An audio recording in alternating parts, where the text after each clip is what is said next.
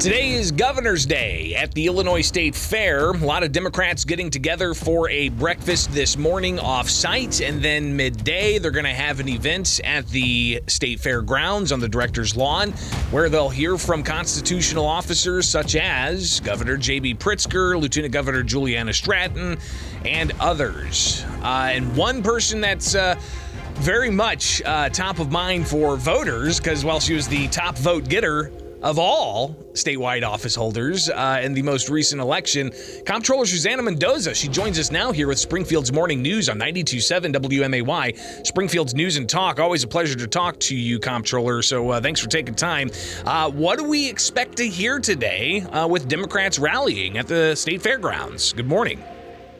Good morning, Greg. Yeah, I think we're going to be talking about all the accomplishments that we've had over the last few years. You know, I've been at this now for 6 years trying to navigate our state through not just one, but both of the worst fiscal crises in our state's history.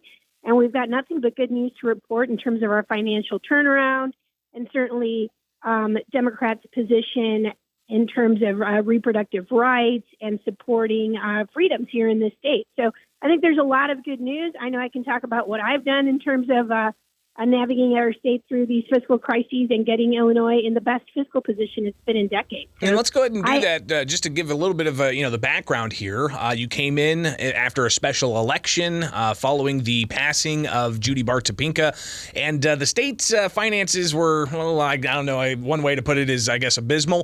The backlog of bills were stacking up. The legislature and the governor at that time couldn't come to terms on a new budget. So things just really kind of spun out of control, but after getting some stability, go from there. How did you get these bills paid off, and how did you work with the legislature and the governor's office to get us where we're at right now?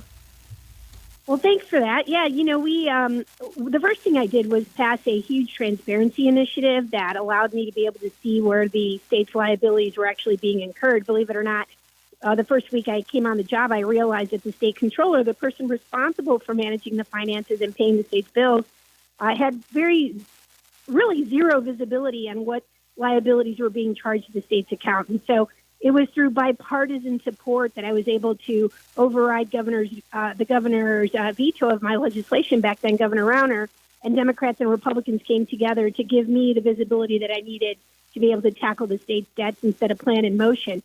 And then I championed a bond deal that unfortunately Governor Rauner opposed, but thankfully we were able to pressure him to get the deal done. And that allowed us to refinance about $6 billion of the $17 billion unpaid bills that we were paying 12% interest on at the time at a 3.5% rate. So that bond deal was critical to Illinois' financial turnaround because it allowed me to refinance, this $6 billion worth of bills at 3.5%. Saving taxpayers between $4 and $6 billion.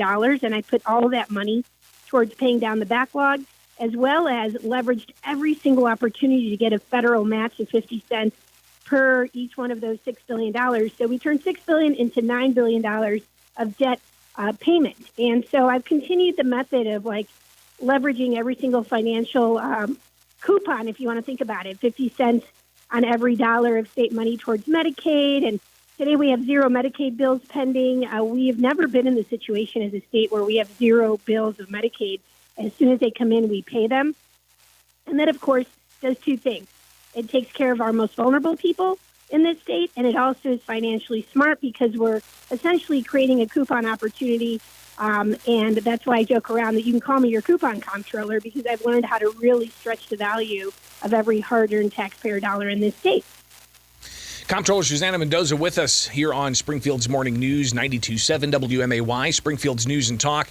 Of course, you're the body that takes in the revenue and you write the checks that go out. I did talk with a Republican state senator who was concerned that coming up for fall veto session, there might be a need for some kind of supplemental appropriation as somebody who signs the checks. How are we doing this far into the new fiscal year? Are we going to need some kind of supplemental appropriation either for the migrant health care subsidies or some of the other spending priorities that are laid out in the budget? Well, right now we're doing great. We're totally on target. The governor did put in a freeze on or a limit on some of those funds going out for that population.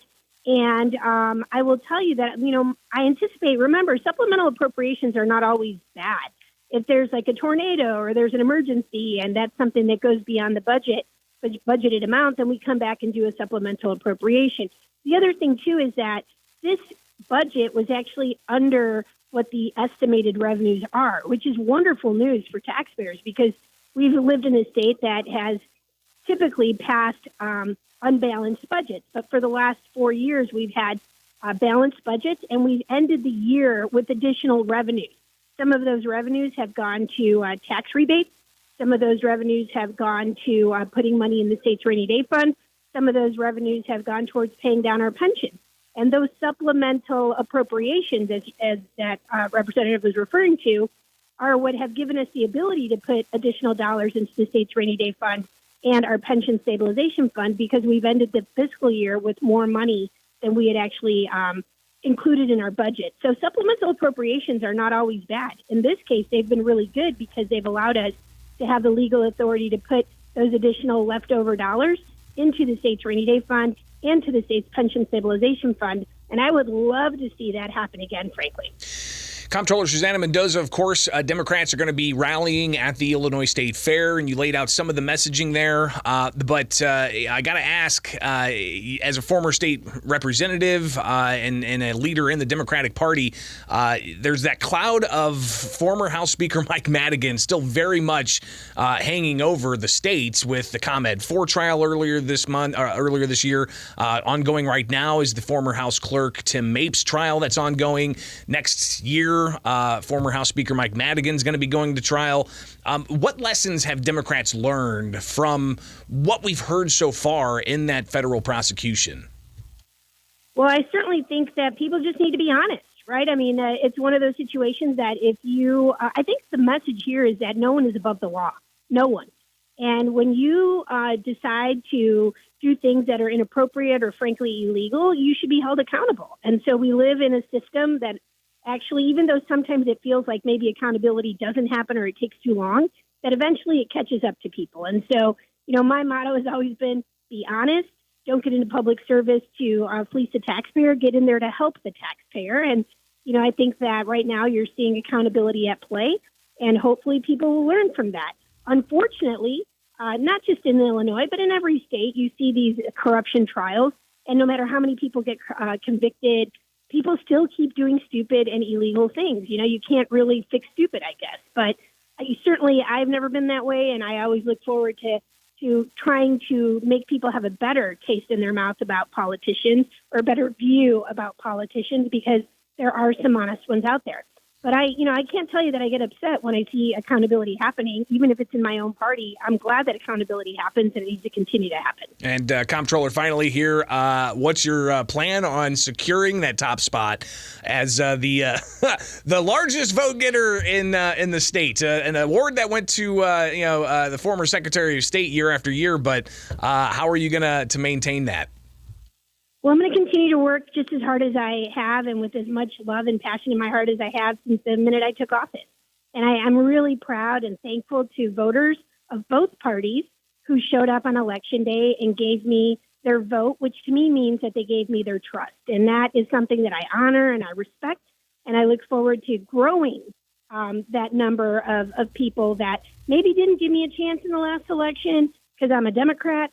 But I welcome votes from every ideology in this state because it is my privilege and my pleasure and, frankly, my honor to get to represent every single Illinoisan, regardless of what party they're in.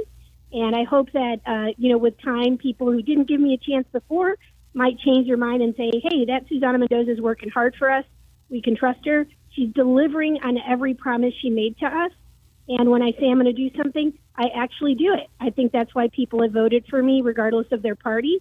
And I hope that they continue that, and I am able to even grow upon that. Comptroller Susana Mendoza, be sure to stop by her tent. It's there at the corner of the Avenue of Flags and what is that, Main Street in the State Fairgrounds?